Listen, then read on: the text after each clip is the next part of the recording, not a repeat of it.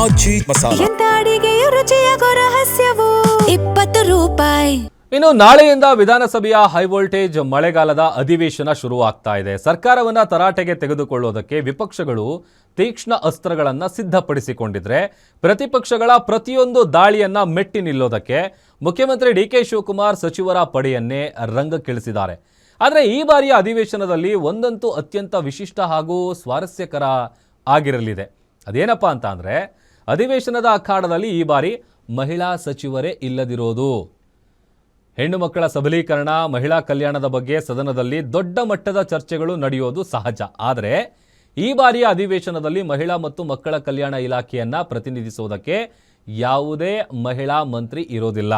ಈ ಪ್ರಮುಖ ಖಾತೆ ಏನಿದೆ, ಇದಕ್ಕೆ ಯಾರು ಸಚಿವರಾಗಬೇಕು ಅನ್ನುವಂಥದ್ದು ಇನ್ನೂ ಕೂಡ ಬಹಿರಂಗವಾಗದ ಹಿನ್ನೆಲೆಯಲ್ಲಿ ಸಿಎಂ ಡಿ.ಕೆ. ಶಿವಕುಮಾರ್ ಅವರೇ ಈ ಇಲಾಖೆಯನ್ನು ತಮ್ಮ ಬಳಿನೇ ಇಟ್ಕೊಂಡಿದ್ದಾರೆ.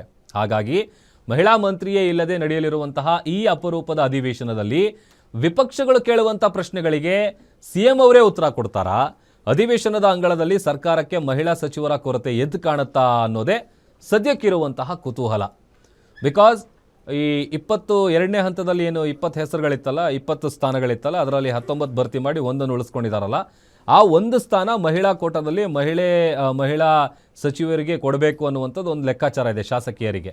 ಸೊ ಅದು ಯಾರಿಗೆ ಕೊಡಬೇಕು ಅನ್ನುವಂಥದ್ದು ಇನ್ನೂ ಕೂಡ ಡಿಸೈಡ್ ಆಗಿಲ್ಲ. ಈಗ ಆಲ್ರೆಡಿ ರೇಸ್ನಲ್ಲಿ ಸಾಕಷ್ಟು ಜನರ ಹೆಸರಿದೆ.